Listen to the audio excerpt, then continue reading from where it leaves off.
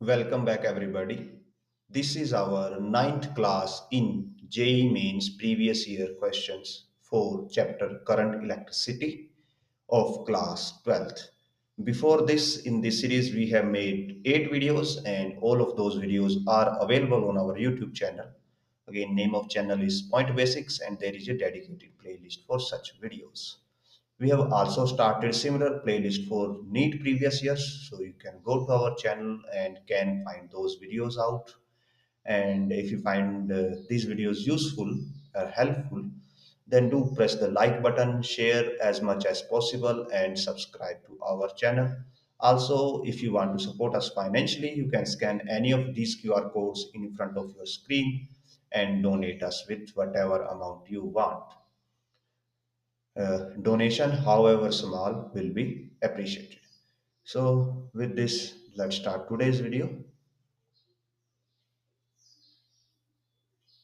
And I think, yes, this is the question 71 on which we were previously. Now let's today start next question. So two voltmeter, one of copper, another of silver, are joined in parallel. When a total charge Q flow through the voltmeter, equal amount of metals are deposited. If the electrochemical equivalent of copper and silver are Z1 and Z2 respectively, the charge which flow through the silver voltmeter. So हमें ये बताना है कि जो charge है वो कितना flow होगा. So for this type of question, this is basically related to chemistry slightly. So we know कि जो हमारा मास है जो डिपॉजिट होता है, डिपॉजिटेड मास के लिए फॉर्मूला होता है z times amount of charge flow, where z is electrochemical equivalent और क्यू क्या है जो चार्ज फ्लो हो रहा है. सो हमारे पास यहाँ पे एक कॉपर के लिए है और एक सिल्वर के लिए है. So mass of copper will be given by copper का z की वैल्यू z1 है इनटू चार्ज फॉर सिल्वर और कॉपर इनटू और जो हमारे पास मास ऑफ सिल्वर है that will be Z2 times charge flown through silver. Let me make it slightly thinner. Okay. और साथ में ये बोला गया है कि जो मासेस हैं equal amount of mass deposit हुए हैं. सो MC is equal to MS or it means MC by MS is equal to 1 is equal to Z1 QC by Z2 Q S. और साथ में ये भी मेंशन है दैट जो टोटल चार्ज है वो क्यू है. टोटल चार्ज क्यू फ्लो हुआ है, उसमें से क्यू सी कॉपर के अंदर गया और क्यू एस सिल्वर के अंदर गया. तो जो टोटल चार्ज है, बिकॉज चार्ज कंजर्व रहता है, so Q should be equal to Q C plus Q S. Now यहां से वी कैन राइट जो ये वाली एक्सप्रेशन है from this Q C by Q S, Q C by Q S is equal to Z2 by Z1. तो इसी को हम यहाँ पे फॉर्म करते हैं एंड को हमें यहाँ पे बताना है कि सिल्वर में कितना चार्ज गया है. So we have to find value of Q S की वैल्यू को हमें फाइंड आउट करना है. सो व्हाट वी डू, हम यहाँ पे क्यू सी से डिवाइड कर देते हैं. Q by Q C is equal to, sorry not Q C, Q S से डिवाइड करते हैं. Q S is equal to Q C by Q S plus 1. ये साइड एज इट इज रहेगी और z Q C by Q S will be Z2 by Z1. So Z2 by Z1 plus में 1 हो जाएगा and from this Q by Q S is equal to Z2 plus Z1 by Z1 and from this Q S will be Q Z1 by Z1 plus Z2. और इसको अगर फिर से form में लेके आए तो Z1 से दोनों साइड ऊपर नीचे डिवाइड कर देंगे तो 1 plus Z2 by Z1. Option A will be the right answer. आगे बढ़ते हैं नेक्स्ट क्वेश्चन की तरफ. An energy source will supply constant current into the load if internal resistance is very large as compared to the load resistance equal non-zero zero. सो इसके लिए क्या करते हैं, बेसिक सर्किट अज्यूम कर लेते हैं कि आपके पास एक बैटरी है जिसका इंटरनल रेजिस्टेंस स्मॉल आर है और इसका ईएमएफ ई है, और ये एक अदर जो आउटसाइड लोड है आर उससे कनेक्टेड है। और यहाँ पे हमें क्या करना है कि कांस्टेंट लोड प्रोवाइड करना है किसको, आउटसाइड आर को। अब कांस्टेंट लोड की अगर यहाँ पे बात हो रही है मींस हमें हमारे पास क्या है, वेरिएशन है किसके अंदर, करंट के अंदर। सो अगर इस सर्किट के अंदर करंट आई है तो आई की वैल्यू क्या हो जाएगी, E R by small R plus capital R. Now अब ये आई किस किस की टर्म से वेरी कर सकता है, बिकॉज आई को हमें कांस्टेंट रखना है तो यहाँ पे जो टर्म्स हैं वो वेरिएबल, हमें उन टर्म्स को देखना पड़ेगा कि कौन सी टर्म वेरिएबल है, कि क्या बैटरी का ईएमएफ वेरिएबल है या बैटरी का रेजिस्टेंस वेरिएबल है इंटरनल, या आउटसाइड रेजिस्टेंस वेरिएबल है। मोस्ट ऑफ केसेस जो हमारे होते हैं, प्रैक्टिकल केसेस होते हैं, उसमें जो लोड रेजिस्टेंस है वो वेरिएबल होता है, जो आपका सोर्स है उसका रेजिस्टेंस फिक्स है, उसके पोटेंशियल की वैल्यू फिक्स होती है, जो लोड रेजिस्टेंस है वो वेरिएबल होता है। मींस यहाँ पे जो स्मॉल आर है और कैपिटल आर है वो वेरी करेगा। अब कैपिटल आर वेरी कर रहा है बट इसका जो वेरिएशन है उसको हमें मिनिमाइज करना है, तो वो सिनेरियो हम कैसे कर सकते हैं कि अगर आपका बैटरी का इंटरनल रेजिस्टेंस एक्सटर्नल रेजिस्टेंस से बहुत ज्यादा हो, R is greater than R, small R is very greater than R, तो इस सिनेरियो में क्या होगा कि आप कैपिटल आर को इग्नोर कर सकते हो और यहाँ पे करंट की वैल्यू हो जाएगी ई बाय स्मॉल आर, और ये ई भी कांस्टेंट है, स्मॉल आर भी कांस्टेंट है, तो इस सिनेरियो में यहाँ पे लोड रेजिस्टेंस के अक्रॉस जो भी करंट फ्लो कर रहा होगा वो कांस्टेंट हो जाएगा, अप्रोक्सीमेटली कांस्टेंट हो जाएगा, कि आप अगर आपको वेरिएशन आर को वेरी करते हो। सो internal resistance very large as compared to load resistance. So option A will be the right answer for this question. आगे बढ़ते हैं। A thermo EMF thermocouple varies with temperature theta of the hot junction. hot junction का जो EMF है वो इस तरह very करता है, where A and B is ratio of AB is 700 degree Celsius. If the cold junction is kept at 0 degree Celsius, the neutral temperature हमें यहाँ पे बताना है कि न्यूट्रल टेम्परेचर क्या होगा। सो जो न्यूट्रल टेम्परेचर होता है, न्यूट्रल टेम्परेचर में क्या होता है, जो टेम्परेचर की वेरिएशन है, ईएमएफ की वेरिएशन है विद रिस्पेक्ट टू टेम्परेचर, वो क्या हो जाती है, जीरो हो जाती है। ईएमएफ की variation with respect to temperature zero हो जाती है, उसको आप न्यूट्रल टेम्परेचर बोलते हो। तो यहाँ पे हम डेरिवेटिव करते हैं, dE by d theta should be A plus 2b theta. So from this, इसको हम जीरो के इक्वल पुट करेंगे तो सो a plus 2b theta is equal to 0, and from this theta is equal to minus a by 2b, and I think yes minus a by 2b, और यहाँ पे a by 2b की value हमारे पास है 700 degree Celsius, so it will be minus half as it is, और ये 700 है, so it comes out to be minus 350 degree Celsius. और अभी ये नहीं हमें पता कि ये जो न्यूट्रल वाला है जो हमने यहाँ पे सोल्व किया D E by D theta, तो इससे हमें दो टर्म्स मिलती हैं, एक तो मैक्सिमा वाला मिलता है, एक मिनिमा वाला मिलता है। सो जो न्यूट्रल टेम्परेचर है उसके लिए जो आपका सेकेंड डेरिवेटिव है वो हमारा यहाँ पे नेगेटिव होना चाहिए।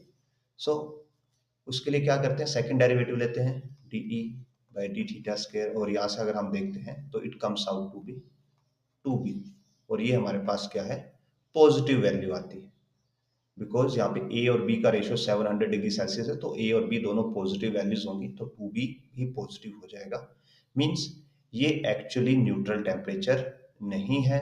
सो option D, no neutral temperature is possible for this thermocouple. आगे बढ़ते हैं।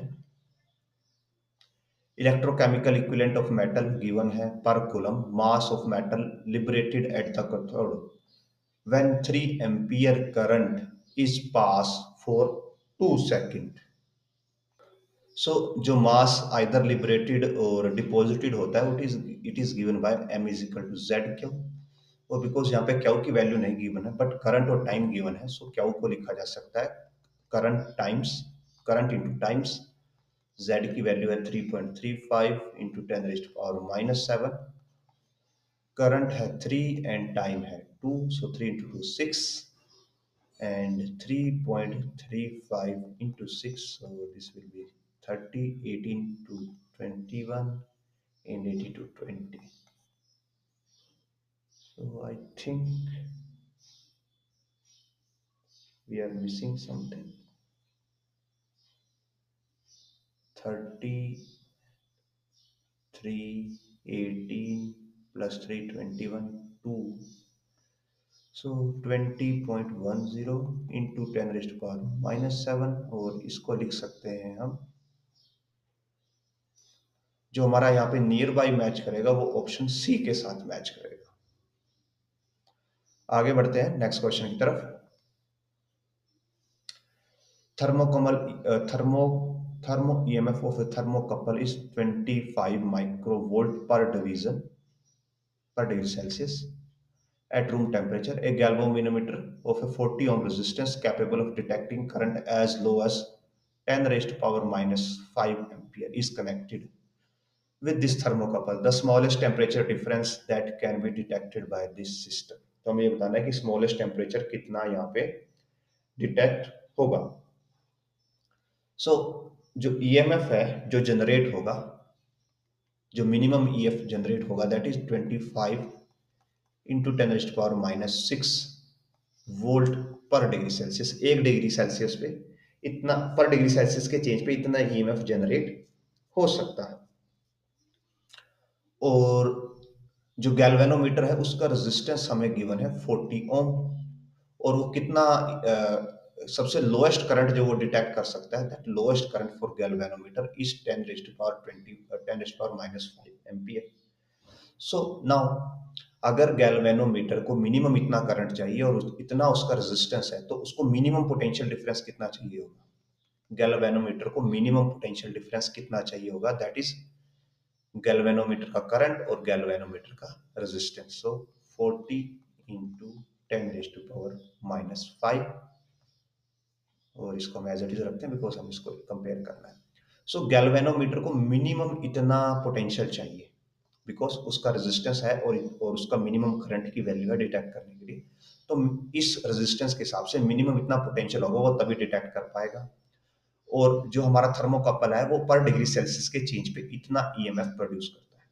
तो सपोज कर लीजिए कि हमारे पास थीटा डिग्री सेल्सियस चेंज होता है, तो अगर 1 सेल्सियस पे इतना चेंज होता है तो थीटा सेल्सियस पे कितना चेंज हो जाएगा? थीटा मल्टीप्लाई 25 इंटू 10⁻⁻6, या 1 डिग्री सेल्सियस पे इतना ईएमएफ इंड्यूस होता है तो थीटा डिग्री सेल्सियस पे इतना ईएमएफ इंड्यूस होगा। और ये किसके इक्वल होना चाहिए? गैल्वेनोमीटर के मिनिमम डिटेक्टेबल ईएमएफ के। And from this theta comes out to be 40 into 10⁻⁻5 divided by 25 into 10⁻⁻6। So this goes on 8, ये 5 पे जाता है, ये ऊपर जाके हमारे पास 10 हो जाएगा। सो इंटू 10, ये 5, ये 2, and this gives us 16 degree Celsius as a right answer. आगे बढ़ते हैं नेक्स्ट क्वेश्चन की तरफ।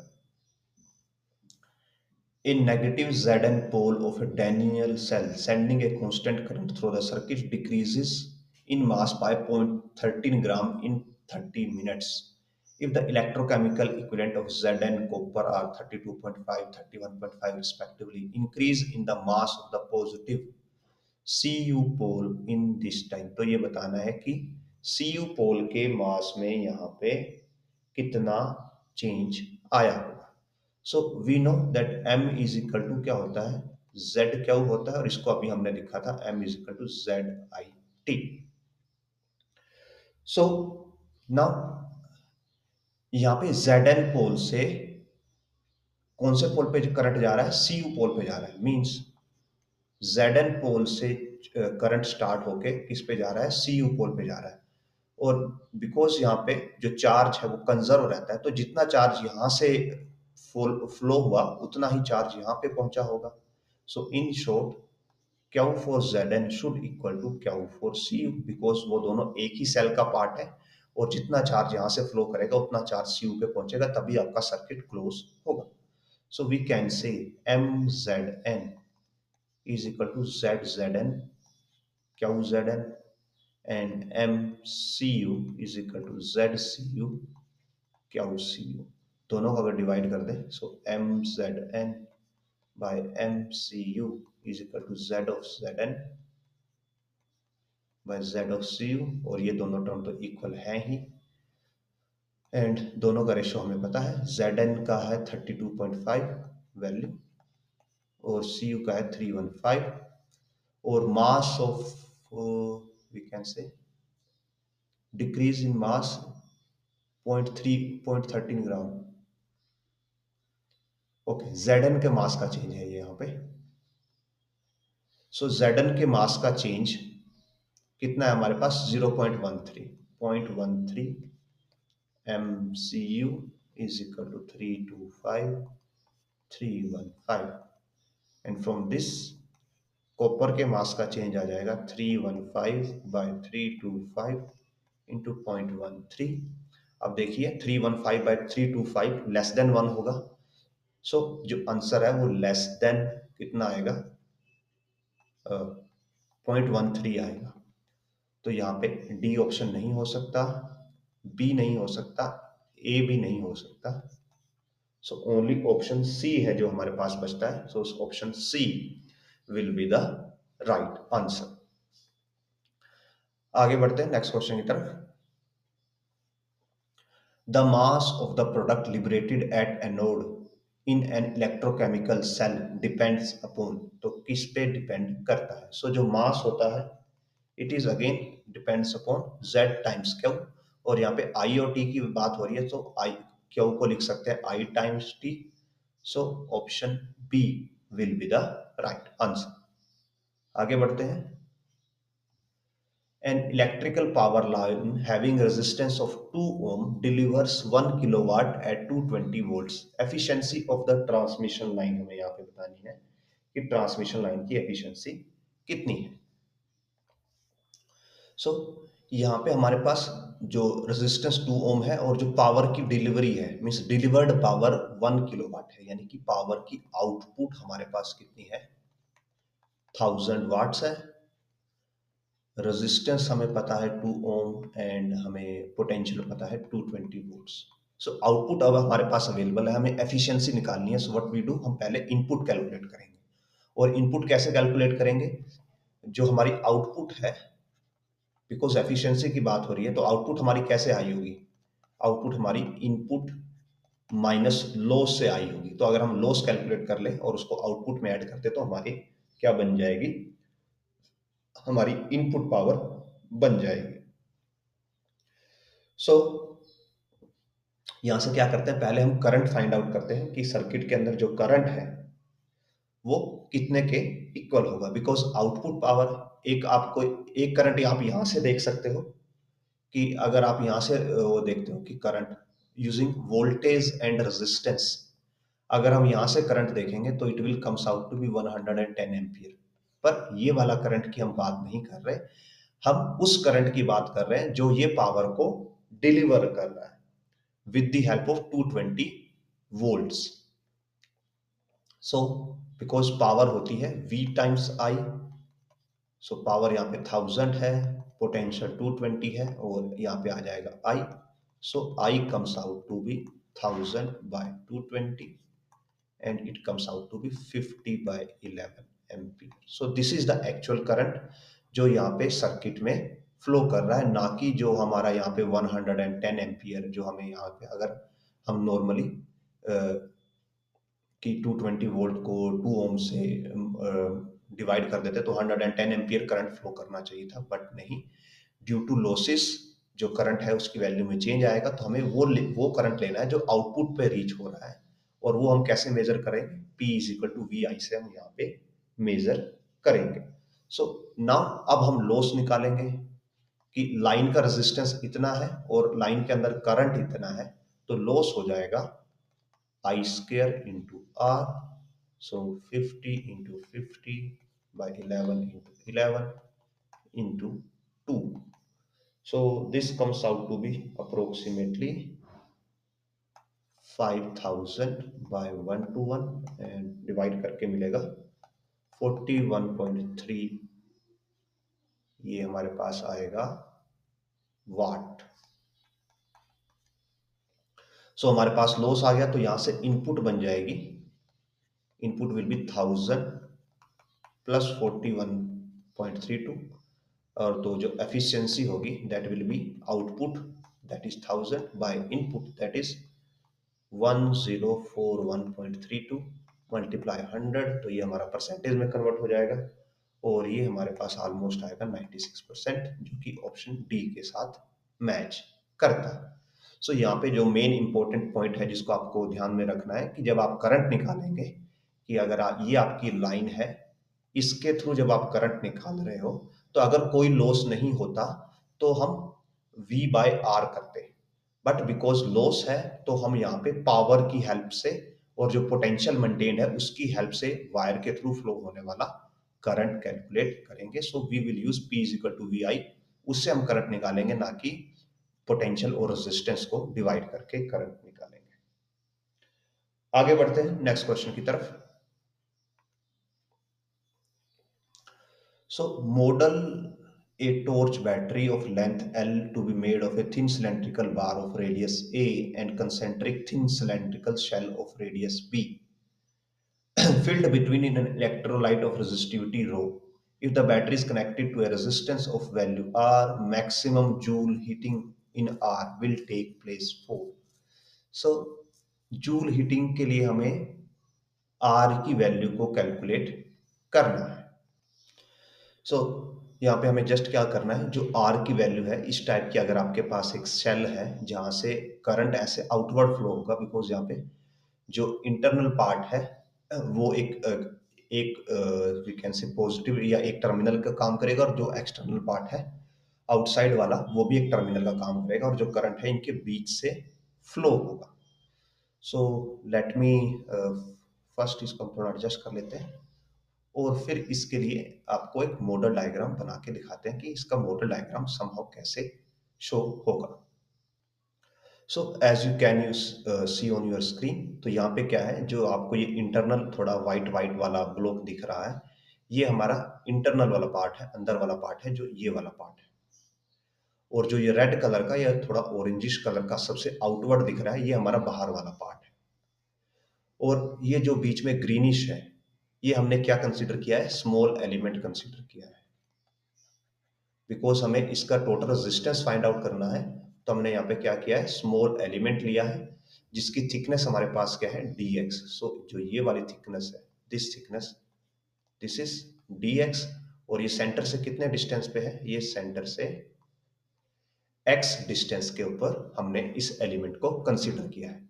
नाउ बिकॉज यहाँ पे इंटरनल जो पार्ट है और जो एक्सटर्नल, मीन्स इंटरनल ये व्हाइट वाला और जो एक्सटर्नल जो रेड वाला है, ये किसका पार्ट प्ले करेंगे, ये यहाँ पे शेल का पार्ट प्ले करेंगे। तो चार्ज यहाँ पे इंटरनल से एक्सटर्नल की तरफ जाएगा अगर हम ये एज्यूम करें।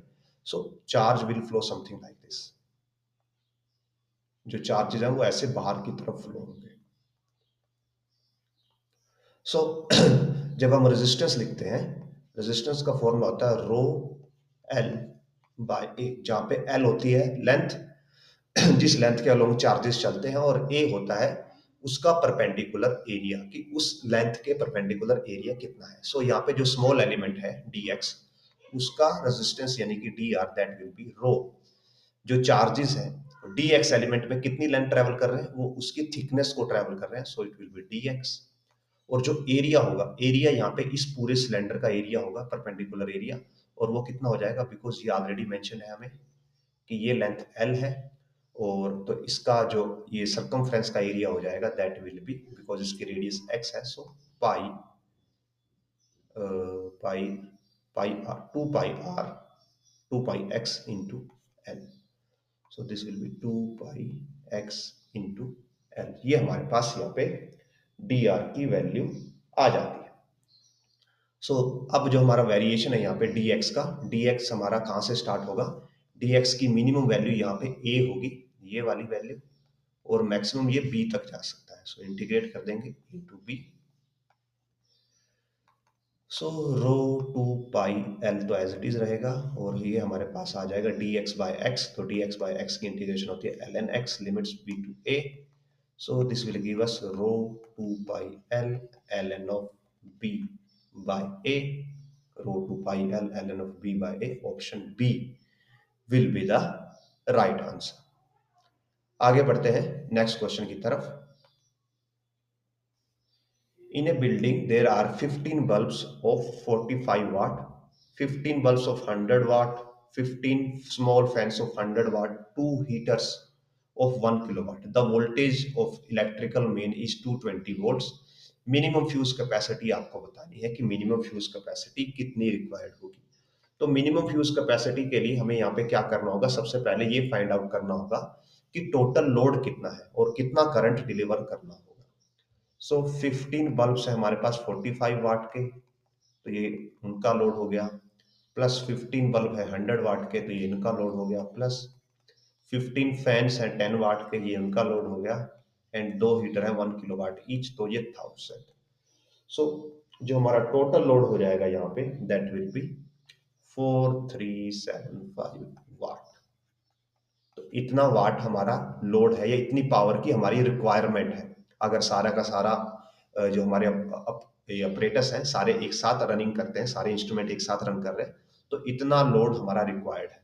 और हमारी जो मेंस में सप्लाई की पोटेंशियल है that is 220, and we know P is equal to VI होता है।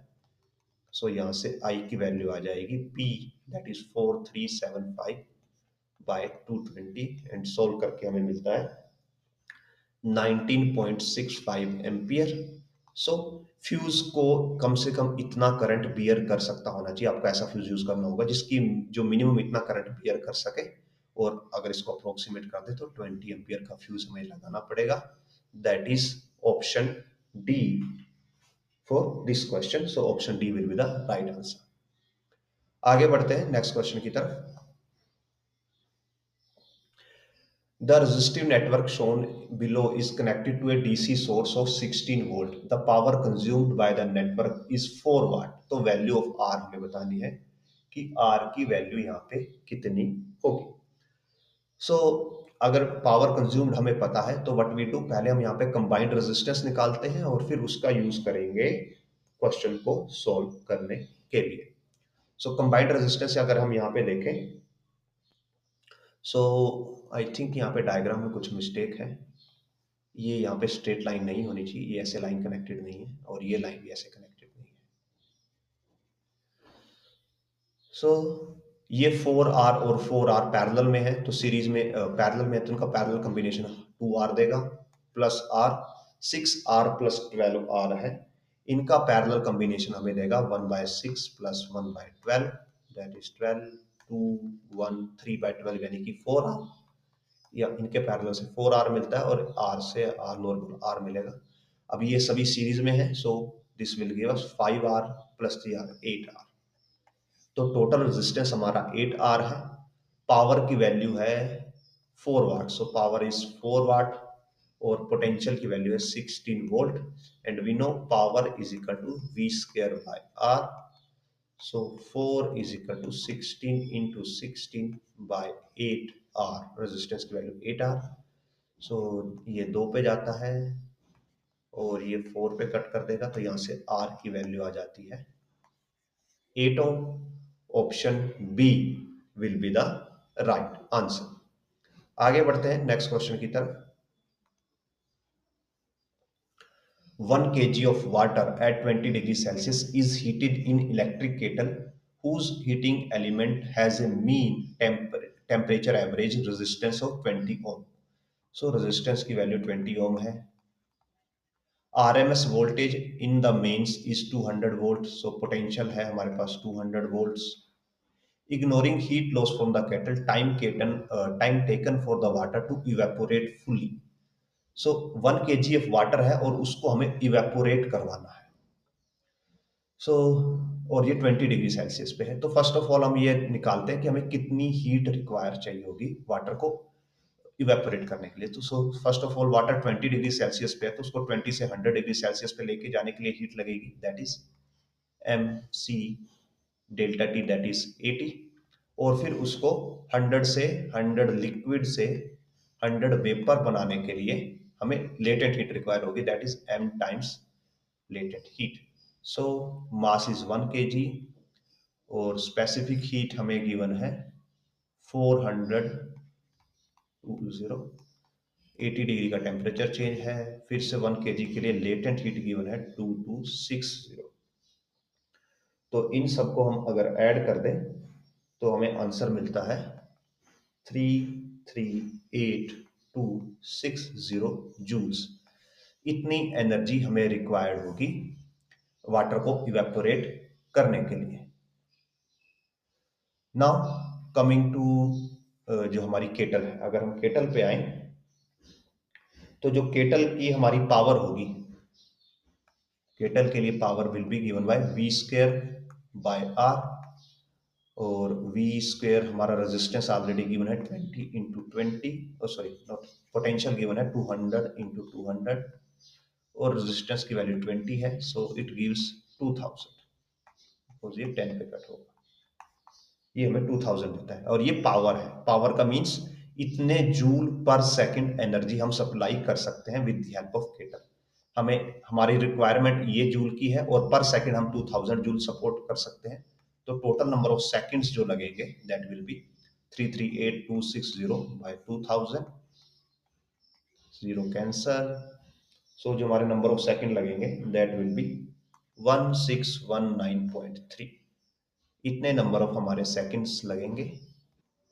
सो यहाँ पे हमारा जो पॉइंट था, पॉइंट मिस्टेक हो गया, इट इज 169.13। ये हमारे नंबर ऑफ सेकंड्स लगेंगे। और अगर हमें मिनट्स में चाहिए तो इसको 60 से डिवाइड कर देंगे तो 3 मिनट्स में अराउंड 180 सेकंड होते हैं। So option C will be the right answer. आगे बढ़ते हैं नेक्स्ट क्वेश्चन की तरफ। Two electric bulbs rated at 25 watts 220 volt, 100 watt 220 volt are connected in series across a 220 voltage source. If the 25 and 100 bulbs are draw power P1 and P2 respectively, तो ये बताना है कि वो कितनी कितनी पावर यहाँ पे एक्चुअली ड्रॉ करेंगे। सो सबसे पहले हमें इनकी रेटिंग दी गई हुई है। सो इनकी रेटिंग से हम क्या करेंगे, इनके रेजिस्टेंसेस फाइंड आउट करेंगे। बिकॉज जो पावर रेटिंग होती है वो एक सर्टेन पोटेंशियल पे दी जाती है और उसके हिसाब से उनका रेजिस्टेंस होता है। तो इनको अभी 220 वोल्ट्स पे 25 की रेटिंग दी गई है, तो हम क्या करते हैं, इनके रेजिस्टेंस निकालते हैं सबसे पहले। And we know that power is given by v square by r, and from this resistance comes to be v square by p। So पहले के लिए we can say R1 will be 220 into 220 by 25, और जब इसको solve करेंगे this will give अस 1936 ओम। जो second है, second के लिए आ जाएगा 220 into 220 by 100 और ये देता हमें 484 ओम। तो हमारे पास दोनों रेजिस्टेंस आ गए। अब दोनों किस में कनेक्टेड है, सीरीज में कनेक्टेड है, दोनों सीरीज में कनेक्टेड है। टोटल रेजिस्टेंस हो जाएगा 1936 प्लस 484 और ये हमें देता है 4220, यस 4220 ओम्स। सो इफेक्टिवली हमारे पास एक सर्किट है जिसका कंबाइंड रेजिस्टेंस सर्किट का 2420 है और वहां पे एक पोटेंशियल लगा हुआ है हमारे पास, बैटरी लगी हुई है जो कि 220 वोल्ट्स की है। तो अब हम ये फाइंड आउट करेंगे कि सर्किट के अंदर करंट कितना है। तो सर्किट का करंट हो जाएगा 2420 by 220 and this give us 0.099 ampere. So circuit से ये करंट फ्लो हो रहा है because R1 and R2 series में है और उनके कॉम्बिनेशन से 0.099 एम्पियर का करंट फ्लो हो रहा है। तो उनमें इंडिविजुअल भी सेम करंट एम्पियर फ्लो होगा बिकॉज दोनों सीरीज में है और सीरीज में करंट सेम होता है। नाउ हमें दोनों रेजिस्टेंस के अक्रॉस, या बोल सकते हैं दोनों बल्ब के अक्रॉस करंट पता है। हमें दोनों बल्ब का जो ये हमारे पास रेजिस्टेंस है वो पता है, तो हम उनके अक्रॉस जो पावर है, पावर को कैलकुलेट कर सकते हैं। सो P1 will be I square into R1, so 0.09 square into 1936, और यहां से हमें मिलेगा 16 वाट अप्रोक्सीमेटली। और जो P2 है that will be 0.099 square multiply that is 484, और यहां से मिलता है हमें 4 वाट। सो 16 and 4 what will be the right answers. Option A is the right answer. आगे बढ़ते हैं नेक्स्ट क्वेश्चन की तरफ। Two equal resistors when connected in series to a battery consume electric power of 60 वाट। तो सीरीज में 60 वाट करते हैं। अब उनको पैरेलल में कनेक्ट कर दिया गया सेम बैटरी से, तो ये बताना है कि वो कितनी पावर को कंज्यूम करेंगे।